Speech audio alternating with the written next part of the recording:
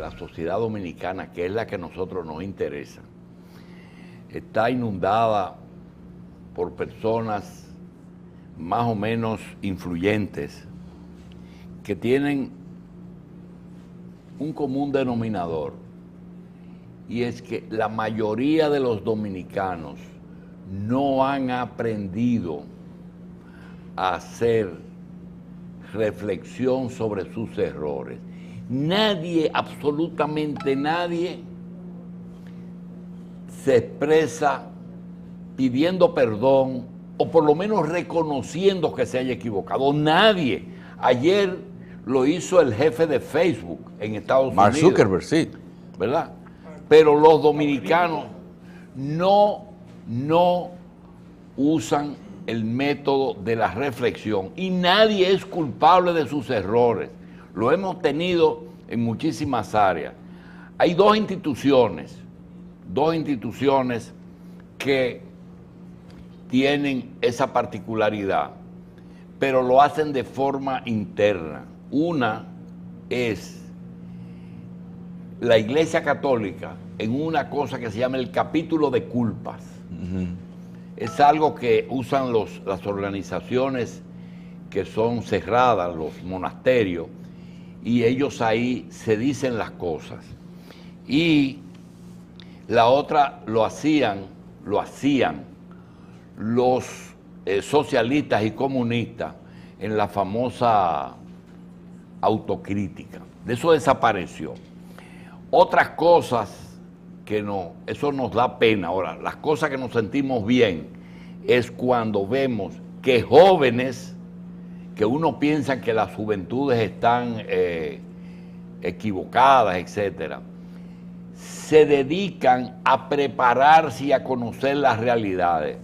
Y hay un joven que nosotros tenemos mucha envidia, lo confesamos, de que tiene una preparación en áreas específicas que nosotros quisiéramos que todos los días estuviera aquí en la revista contándonos todos esos conocimientos. Le hemos rogado que viniera hoy a hablar de las elecciones en Rusia, de la situación del triunfo de Putin y del acuerdo que han hecho China con Rusia, que vamos a hablar de ello. Pero yo quisiera abusar de Iván Ernesto Gatón, que es experto en relaciones internacionales, que hagamos primero una especie como de informe o de boletín, no exceptuando el Medio Oriente, que es complicado y se toma mucho tiempo, el problema árabe-israelí. Además, eso tiene una cosa, eso tiene 2000 años, posiblemente 4000, porque no tengo la fecha exacta entre los problemas de Abraham, Sara, Ismael e Israel. Sí. Eso comenzó ahí y hoy no es el día para eso. Pero hay algunas cosas. Primero, darle las gracias a Iván. Gracias por estar aquí. Iván, hay algunas naciones que te confieso que hasta nosotros estamos confundidos sobre cuáles son sus actitudes frente a otras naciones. Por ejemplo, en el caso de Estados Unidos, tiene, la prensa dice, guerra comercial entre China y Estados Unidos. Pregunta primero, esa guerra, ¿dónde hay diferencias y dónde hay coincidencias? Bueno, es paradójico, porque Estados Unidos es el gran promotor del libre comercio, entonces aplica medidas en contra del acero y del aluminio, que no es solamente China, se habla de China, pero los primeros que van a demandar y van a tomar retaliaciones contra Estados Unidos son los europeos, porque afecta a los europeos, pero también, para ver la complejidad del tema, con quien Estados Unidos tiene un acuerdo de libre comercio desde los años 90, es con México. Pero afecta también a México, porque está el tema del acero y el aluminio. Pero también hay una demostración de esa famosa competitividad. China produce en un mes todo el acero que Estados Unidos produce en un año. Entonces, ¿cómo? Si usted, que es el gran promotor del libre comercio y que fue de los que ayudó a la creación de la Organización Mundial de Comercio, el día de hoy se opone a todos esos lineamientos que ya se habían planteado en doctrinas neoliberales que llevaron a cabo Margaret Thatcher y Ronald Reagan? Justamente tengo China, Europa, Estados Unidos, Japón, Corea del Norte y Corea del Sur y Rusia, que quisiéramos ver, por ejemplo, fuera del problema de acero y del aluminio. Del aluminio, de los dos metales esos que ellos dicen.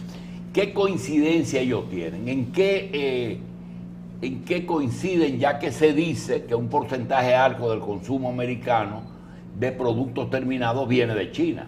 Sí, lo que sucede es que el mundo ha seguido un derrotero que la geopolítica demuestra cómo lo que planteaba como premisa ese gran geopolitólogo Immanuel Wallerstein, de que la única forma de que la guerra no siguiera destruyendo a los seres humanos que desde lo más remoto de su existencia elimina al otro cuando quiere algo suyo, es a través de los intereses económicos. Entonces, China mantiene a Estados Unidos comprándole bonos del tesoro, pero los americanos le mantienen a China sacar gente de la pobreza consumiendo productos chinos. ¿Qué por ciento de la deuda de Estados Unidos, qué inversión tiene China en Estados Unidos? Para dar un ejemplo, mínimo en bonos del tesoro, los chinos sobrepasan los 800 mil millones de dólares. ¿El gobierno chino?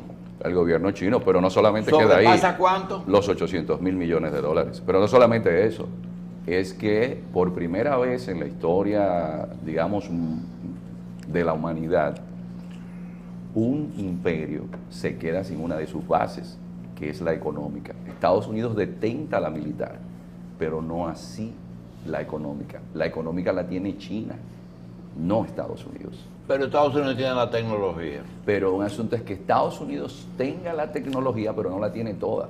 Por ejemplo, ¿dónde es que se está peleando ahora en grande? Es en el espacio.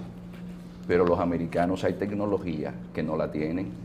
¿Y de dónde salen los astronautas americanos? Es de un cosmódromo ruso, porque Rusia desarrolló tecnología en el ámbito aeroespacial desde los tiempos. Aprovechando el asunto de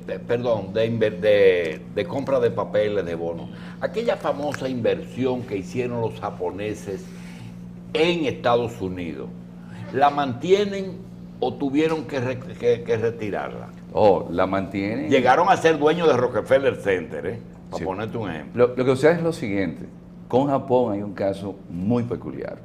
Los japoneses vivieron cerrados más de 300 años al mundo exterior, pero llegó una dinastía que es la actual gobernante, que se llama la dinastía Meiji, en el siglo XIX, cuando comenzó la colonización y el imperialismo en el Asia.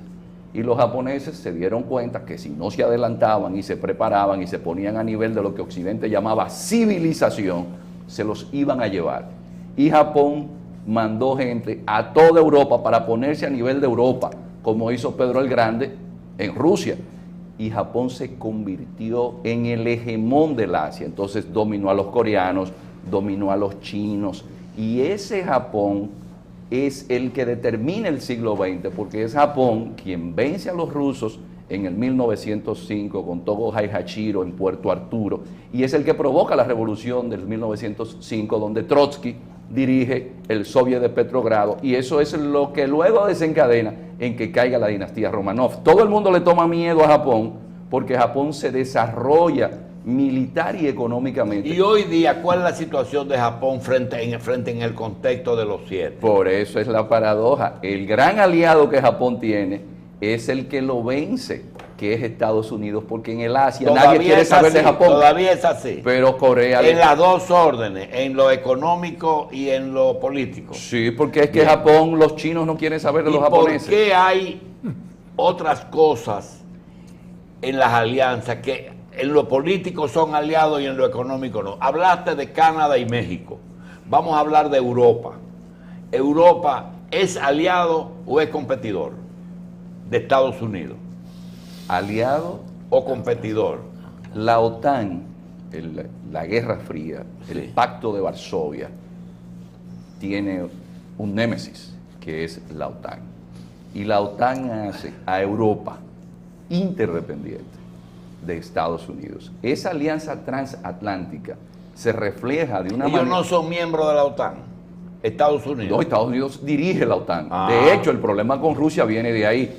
Hay un tratado que es previo a la OTAN, que se llama el TIAR, Tratado Interamericano de Asistencia Recíproca. ¿Qué dice? Pero cuando tú hablas de OTAN y hablas de Varsovia, ¿me estás hablando de pactos militares o de pactos económicos? Dos pactos militares que de una forma u otra le indican Sí. a usted cuál es la mano que mece la cuna. Y le menciono lo del TIAR porque cuando vino una agresión de parte del gobierno de Margaret Thatcher contra un país latinoamericano que era Argentina, Sí. el gobierno de Reagan dijo, no, yo me voy con la OTAN. Aunque el TIAR sea anterior, yo primero me acojo a la OTAN, porque el verdadero aliado de Estados Unidos y el Plan Marshall fue una idea genial, es Europa. De hecho, la Unión Europea, la idea de Schuman y de Monnet y el acuerdo del acero y el carbón, fue un empuje de Estados Hoy Unidos. día, ¿cuál es la diferencia entre Estados Unidos y Europa y la Unión Europea? La diferencia viene más dada porque el motor de la Unión Europea sigue siendo Alemania. Y en Alemania, un país, una nación Vencida. que tiene una serie de resquemores históricos con Estados Unidos, Sí.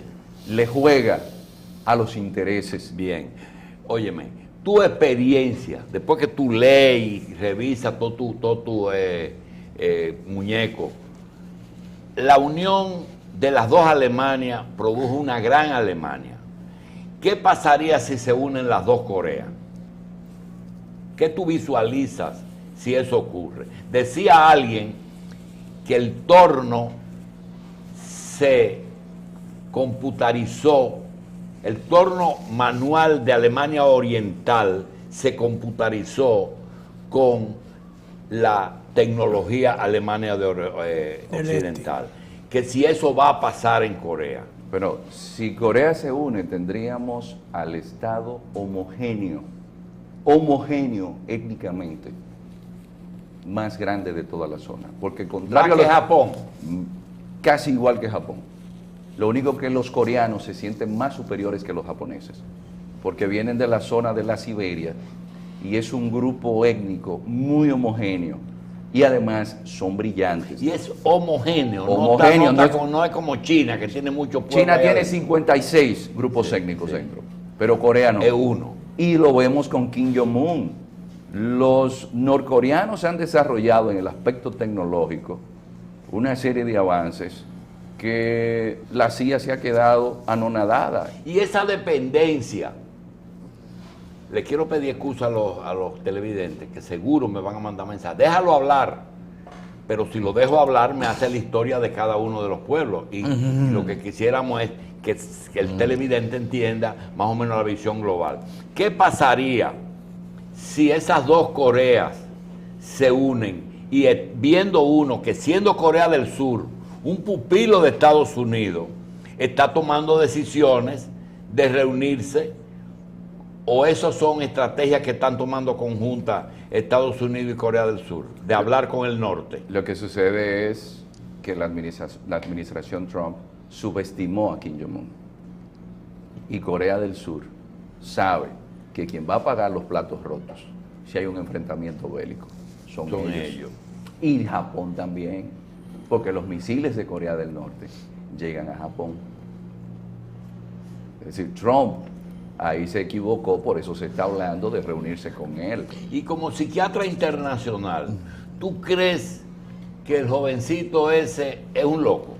Siempre he dicho que según el perfil que tiene la CIA, el muchacho es muy inteligente. Desde que llegó, lo primero que hizo fue limpiar la casa, el que más sombra le hacía en el poder, que era un tío, supuestamente porque se durmió en una reunión, lo mandó a darle... Sí, lo mató. Y al hermano lo envenenó. Dicen que... El hermano, aunque no lo haya envenenado, el muchacho lo que sí ha demostrado, lo que se necesitaba Corea del Norte. Yo no puedo seguir aislado. Entonces el diálogo con Corea del Norte es por una necesidad, porque no se puede correr ese riesgo, ¿verdad? Porque China tampoco va a permitir que nadie le tenga fuerzas militares cerca del río Yalu. Y si yo digo que las dos Coreas, una está aliada con China y la otra con Estados Unidos, ¿es así? Es así porque Corea sufre de una enfermedad que en geopolítica se llama geografía. No hay algo peor cuando a usted le toca vivir cerca de donde hay imperios. Hacen frontera con Rusia, y con hacen Japón, frontera con China, y hacen frontera entonces con Japón. Lo tienen ahí al lado, que tienen una disputa por las islas Dokdo en coreano o Takeshima en japonés, y tienen entonces a Estados Unidos con bases militares en Corea del Sur. Y un acuerdo entre las dos Coreas, ¿con quién se queda? ¿Con China o con Estados Unidos? No, es que quienes están decidiendo el curso del planeta son los chinos, los rusos y los americanos. Bien, vamos entonces con otra. ¿Cuáles son las relaciones de Corea, de las dos Coreas con Rusia? La Corea del Sur son buenas en términos comerciales. Con la Corea del Norte hay cierto distanciamiento porque la línea política de Corea del Norte, aunque el presidente eterno de Corea del Norte, Kim Il-sung, fue capitán del Ejército Rojo y era un rusófono, y el hijo, Kim Jong-il, también hablaba ruso, el papá de este, sí. Y que son gente que siguen a Rusia, quien le da el apoyo es la China de Mao Zedong. Bien. Y eso, las relaciones mejores de ellos son con los chinos. Fuera del Medio Oriente, ¿cuál es para ti el lugar donde está donde las posibilidades son mayores de una guerra? Es que el Medio Oriente no hay posibilidades de guerra mundial. No, pero es una guerra constante. Porque el Medio Oriente, don Julio, para que el público entienda, ahí lo que hay es petróleo. Hay una doctrina que se llama la doctrina Carter, y ahí suben la llamarada o las llamas de la estufa cuando quieren y la bajan cuando quieren. Sí, pero tú sabes bien que el pleito entre árabes y judíos, cuando se trata de pelear con los ricos, no con los palestinos, sino con la gente de la península, generalmente Israel se lo deja a Estados Unidos, ¿verdad? Sí, pero se entienda con eso. Pero salgo de ahí. Irán o Corea, ¿hay peligro de guerra? Con Irán nadie va a inventar, porque Irán es lo que se llama en geopolítica un pivote geoestratégico con influencia para que haya paz en Afganistán. Entonces era bien, tuvo bien el acuerdo nuclear. Pero es que Irán es, junto a China, el estado vivo, el mismo Hegel lo decía, más antiguo del planeta. Están ahí desde Ciro el Grande. Bien. ¿Japón está en decadencia? Japón está en una situación difícil porque Japón no tiene materias primas. Japón tiene una densidad poblacional muy alta. Japón tiene problemas naturales como terremotos, como maremotos, como tifones. Y Japón lo que tiene es muchos cerebros ahí dentro, trabajando. Pero hay un país que no me explico por qué nos representa peligro. Si se entrenó en Estados Unidos, si todos los días crece, si casi es una China, pero nadie se mete con la India. ¿Qué está pasando? Porque la India tiene un problema, que la religión limita, y eso lo estudió, eso Weber, cuando hizo todo su trabajo del capitalismo por el empuje de los protestantes, fue brillante. La India tiene el problema de las castas y el problema de la fragmentación étnica.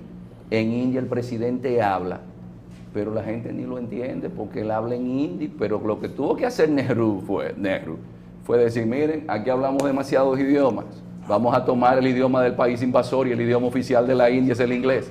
Entonces está el tema de que la India, ese sistema de castas, todavía un brahman se casa con un intocable y van y matan a una de la pareja, porque la religión en la India es lo que impera. Es lo que impera. Y lo atrasa. No, pero que un amigo suyo decía que era el opio de los pueblos. Sí, bien. Quería preguntarle, en África solamente se mencionan, cuando es de corrupción Nigeria y cuando es de progreso África, Sudáfrica. ¿Es así? Pero Nigeria hay que mencionarlo porque hay petróleo. Sí. Es el mayor productor de petróleo y es un país que tiene 100 millones y pico de habitantes. Pero no le van a decir a usted que Sudáfrica, a pesar de todas las riquezas que tiene, es uno de los más peligrosos también. ¿Por qué? La delincuencia en Sudáfrica es algo, mire, esos bantustanes siguieron dejando, dejaron gente fuera de los círculos de riqueza porque el Congreso Nacional Africano tiene el poder, pero no tiene la economía. Usted tiene a Jacob Zuma, la economía lo tienen los africanos, que son los holandeses. Los africanos. Sí, los africanos, que son los holandeses que llegaron a Sudáfrica y que luego los sacan los ingleses. Y viene una guerra que se conoce como la guerra de los Boers.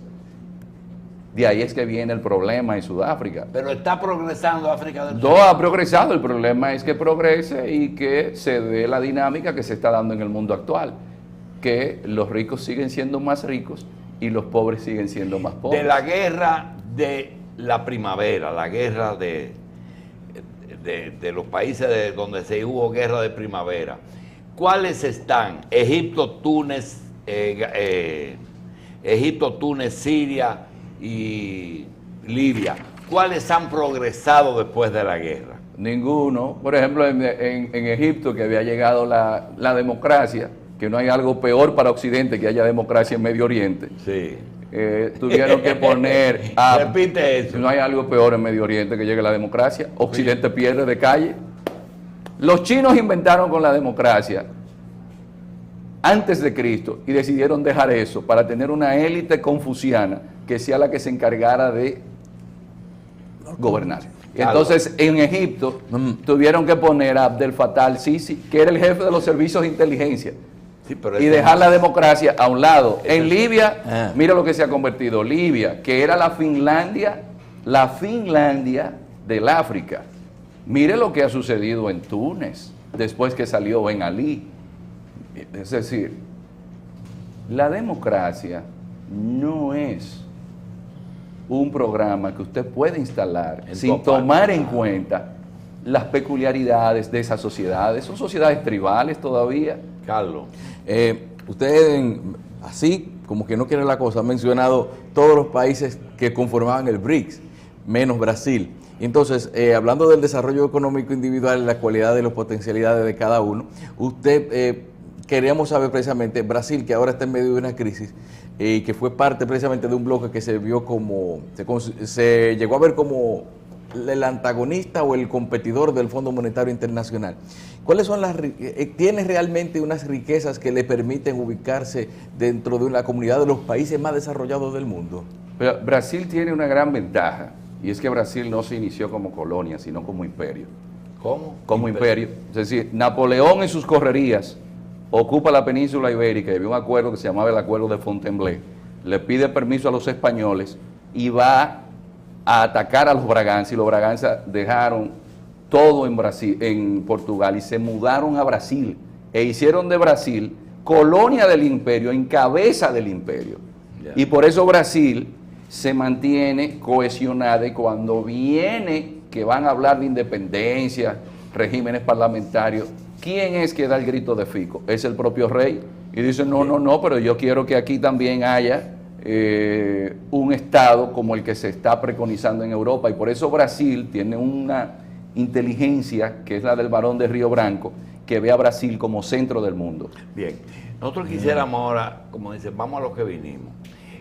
Gatón, se acusó al triunfo de Donald Trump de que en gran parte lo ayudaron los rusos, específicamente Putin, a través de muchísimas informaciones, etcétera, etcétera. Ahora Putin gana. ¿Lo ayudaron los Estados Unidos? Bueno, siempre he dicho que estar asusando con el tema de Rusia es darle mayor nivel a Putin y que hoy Putin sea uno de los presidentes más seguidos, incluso por sectores fundamentalistas cristianos, porque al ser un hombre que se más confiesa... queridos. Sí, Putin se confiesa todos los domingos. Y Putin come de su desayuno, es de la granja del patriarca Kirill, que es el jefe de la iglesia en Moscú. Entonces, ortodoxa. Es la iglesia ortodoxa, que no se entiende a Rusia sin el alma ortodoxa. Entonces, Putin realmente ha tenido sus incidencias, porque los servicios de inteligencia rusos vienen desde la época del primer zar de Rusia, que era Iván el Terrible, el que, atención, mucha gente no sabe que cuando los turcos musulmanes llegan a Turquía, a Estambul, a Bizancio, a quien sacan es al Imperio Bizantino. ¿Y a dónde se fue el Imperio Bizantino? Se fue a Rusia. Y ese Iván es sobrino de Sofía Paleólogo, la sobrina. Es nieto de Sofía Paleólogo, la sobrina del último emperador de Bizancio. Entonces los rusos ortodoxos lo que dicen es que los católicos no lo ayudaron y que dejaron que los musulmanes lo vencieran y mantuvieron la fe ortodoxa y la unidad cristiana, donde en Moscú, que era la tercera Roma. Y ahí se creó lo que se llaman los oprichnik, que era una policía política que tenía Iván el Temible. Y entonces en Rusia hay una tradición de policía política y eso no se ha dejado de lado. Y de ahí la importancia de los servicios secretos rusos. Es decir, no se puede garantizar una vocación, digo, se ha demostrado con los últimos mandatarios rusos, pero no se puede concebir que una gente en las circunstancias actuales pueda llegar a la presidencia de Rusia sin tener una vinculación o haber sido parte de esos servicios, de esa sociedad de espías, vamos a decir. Porque lo que pasa es, quienes dominan un país son las élites. Pues de ahí el problema con la democracia. Gente sin sentido de Estado, darle a manejar el Estado es lo peor que puede suceder. Sí. Usted, pero eso es en el análisis histórico. Cuando usted se fija en los países desarrollados, quienes llegan al poder, si son realmente políticos profesionales, son élites preparadas para gobernar. No es un cualquiera que llegó porque tenía dinero. ¿Cuáles son los aliados de Putin? La iglesia primero.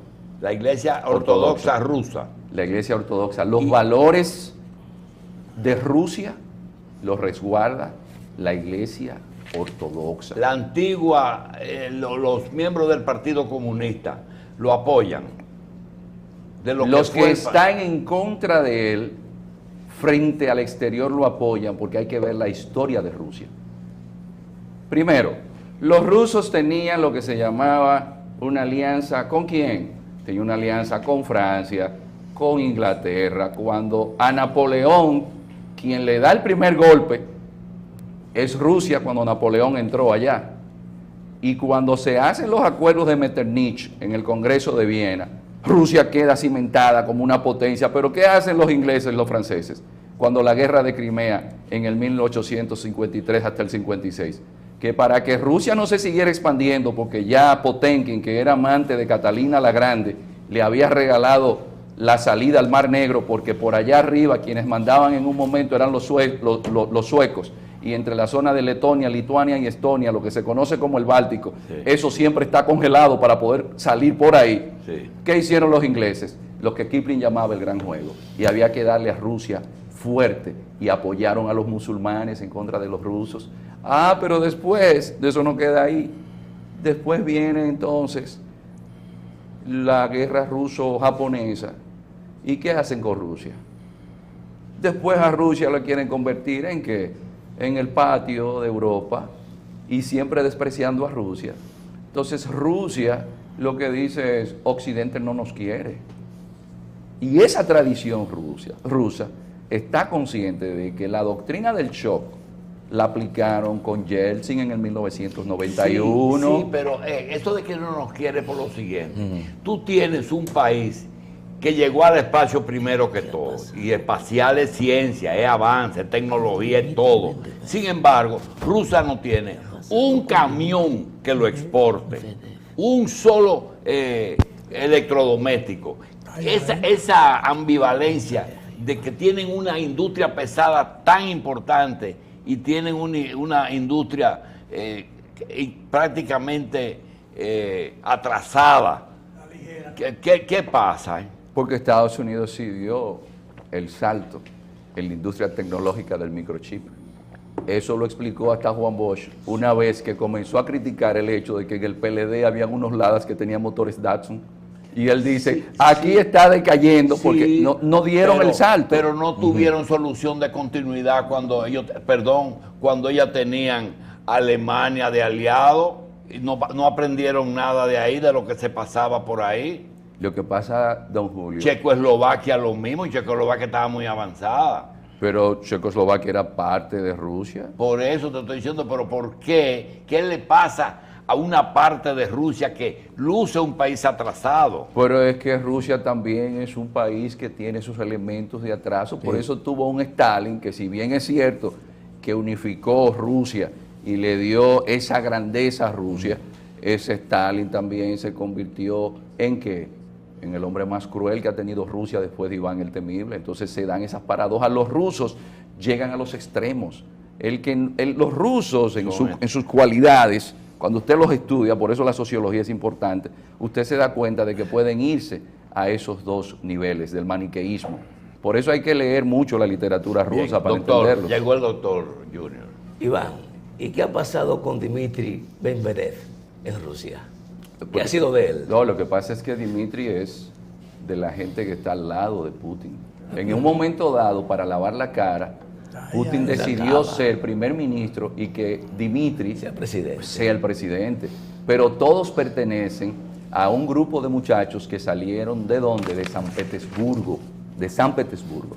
Entonces ellos se dieron cuenta que cuando George Soros llegó con Yeltsin y que llegaron todos esos grupos de capitalistas neoliberales y que la mafia rusa entonces comenzó a convertir las calles de Moscú y de San Petersburgo en una Chicago de los años 30, como en los tiempos de Al Capone, dijeron, no, pero aquí es con solvencia testicular que se resuelve esto. Este país hay que ordenarlo. Y comenzaron a meter preso a toda esa gente que había comprado los canales de televisión, que se habían hecho con los grandes pozos petroleros. Y ahí está Jodorkovsky, por ejemplo, que lo metió preso como 10 años y más nunca ha vuelto a hablar. Lo liberó y lo mandó para allá, para Alemania, y ahora vive en Suiza. Ya todo el mundo lo tranquilizó. Pero ¿qué hizo ese grupo? De 10 millones de clase media que había en Rusia, ahora hay 50. Entonces los rusos dicen, no, pero ese grupo que llegó al gobierno no es Yeltsin, que comenzó a privatizar y a regalar todo lo que tenía el pueblo ruso. Y por primera vez en Moscú se veían mendigos en la calle. Eso es lo que explica que Putin ganara con más de un 70% de votos del electorado. Porque la gente habla de democracia, pero la democracia es pornocracia. La democracia la han vaciado de contenido. Usted no puede hablarle a la gente de sistema político que no genere un bienestar para la sociedad. Carlos. Hablábamos esto precisamente hace un momento de lo que era las razones por las cuales pudo haber un rezago en cuanto a Rusia en insertarse en ciertos mercados a cierto nivel. Y me recuerda una anécdota que me hizo un señor que volvió a traer al país una marca de vehículos que ya se había vendido 25 años antes en República Dominicana. Y dije, ¿por qué se dejó de vender? Porque los países alineados con los norteamericanos decidieron reducir sus negocios con los que estaban en la órbita soviética. ¿No tuvo que ver quizás ese asunto de aparcelamiento en cuanto a los alineados y no alineados en el rezago de Rusia en ingresar en renglones económicos de diferentes países? Lo que pasa es que Rusia, o diferentes renglones de producción. Lo que pasa es que Rusia era como esa madre que todo te lo daba y todo te lo quitaba. Entonces no dejaba esos espacios para la expansión, la creatividad. Por eso es que la primavera de Praga, siempre sigo diciendo que era el modelo de esa glasnost o perestroika que llegó años después, porque los checos sí se adelantaron y se dieron cuenta que el socialismo podía llevarse a cabo, pero sin tanta opresión. Bien. Hay otra cosa también, doctor, con respecto, usted hablaba en estos días, hace un momentito, de cómo una persona vista como descendiente de zares, descendiente de una clase gobernante, podría llegar a encabezar un gobierno. Y vamos a llevarlo un poquito al ejemplo del patio, entonces. Tenemos aquí una persona que por un antepasado que estuvo en el poder durante mucho tiempo y que mucha gente ya, por varias razones, ve con añoranza, se ve como un posible presidenciable, entonces, el caso de Ramfis Trujillo. ¿Usted cree que aquí en Latinoamérica podría prosperar o hay casos en los cuales haya prosperado el ascendente familiar a favor de una aspiración política? Lo que demuestran los grupos que han podido permanecer en la historia de la humanidad es que en política la gente debe estar por méritos y por sabiduría. De ahí el gran problema cuando se habla de la juventud y que son los jóvenes que tienen que gobernar y entonces llevan muchachos al gobierno como Matteo Renzi, que la juventud lo que los hace es ser soberbios y arrogantes y hacer desastres en los gobiernos. Bien. El gobierno, la política es para gente que cultive sabiduría, no es algo que te lo da la juventud. Ni tú ser descendiente de alguien. Porque viene la anécdota entonces de aquel que decía, pues mis padres fueron nobles, y el ciego le dice, y los padres míos vieron. De eso hay mucho material. Gastón, para terminar, si cogemos un mapa mundi, te señalo América del Norte, Estados Unidos y Canadá. Australia, es decir, el continente, si dividimos América en 3 continentes, no en uno, tenían América del Norte, Australia completo, India y parte de China, Medio Oriente, en África algunos países. Llegó un momento en que Gran Bretaña, Inglaterra, la Unión, el Reino Unido, como quiera llamársele, ocuparon casi el mundo entero, o han tenido presencia importante. Y la mayoría de esos países no se independizaron con una guerra. Algunos sí, el mismo Estados Unidos. Pregunta, ¿qué poder le quedan a los ingleses? La City de Londres todavía siguen influyendo. ¿Qué cosa? La City de Londres, el sistema financiero internacional. ¿Lo tienen en su mano? Sí, en gran medida la City de Londres es fundamental. Además, ahí está una de las riquezas más importantes del planeta, que es la banca es inglesa en el mundo. Rothschild. Todavía hay Rothschild. Oh, pero los Rothschild fueron la gente que pero eso es judío, eso no es inglés. Pero es que están allá, ahí porque se desarrollaron. De hecho, la guerra del opio, los Rothschild estuvieron ahí.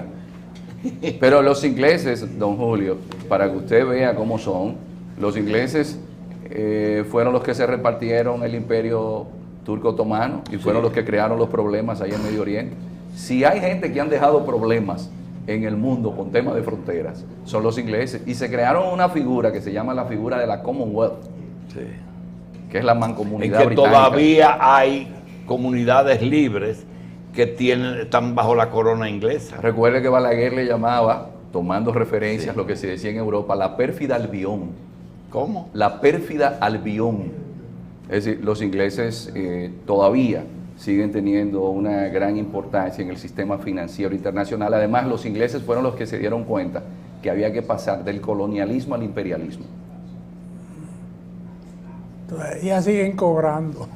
Ellos se dieron cuenta que no era lo mismo tener tropas en un lugar a tener empresas y a gente de esos países representando sus intereses.